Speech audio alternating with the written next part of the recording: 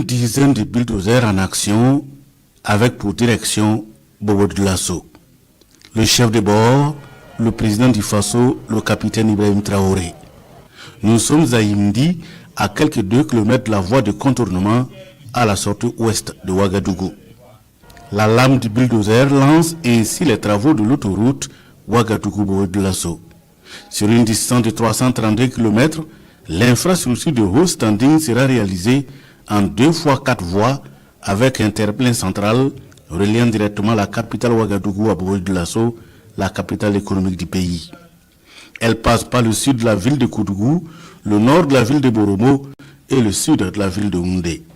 L'autoroute Ouagabobo comprend 9 échangeurs autoroutiers à 2 niveaux, des postes de péage, 28 passages supérieurs assurant la continuité des routes et pistes interceptées, ainsi qu'un passage inférieur à l'approche de Bobo Dioulasso. Le président du Faso tient à une finition rapide du projet et les consignes sont claires à l'issue du lancement. Si la nuit ne tombe pas, dans quelques instants, ils vont poursuivre avec les machines et ça sera 24 sur 24. Je les ai dit, il n'y a pas de délai. Je veux qu'il soit le plus rapide possible parce qu'on doit aller à un rythme infernal. Et ça, c'est important et c'est financé par nos fonds propres. Donc, ce qui veut dire que j'ai déjà dit au ministre des Finances de prévoir pour 2026 minimum 200 milliards qui vont être injectés dedans. Et toute personne qui peut contribuer à Faso Mebo continue de contribuer parce qu'il y a des comptes qui sont ouverts aussi. Et les villages que ça va traverser, nous invitons tout le monde à donner du sien parce qu'il y a beaucoup de choses qui peuvent être apportées, même en emportant du moulin ou participer à la construction de la route. Le projet va générer des emplois directs et indirects. Il va également favoriser l'intégration régionale et surtout contribuer au développement économique, social et territorial.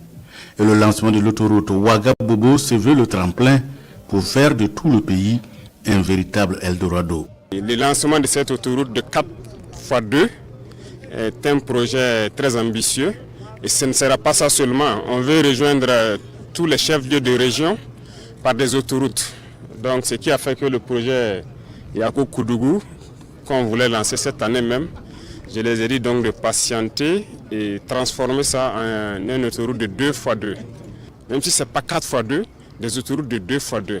C'est ça l'objectif de Ouagadougou vers les chefs-lieux de région et les chefs de région entre eux. Donc à partir d'ici, dès que les bulles vont finir le terrassement, qui est le gros travail, ils vont se diriger vers un autre chantier immédiatement.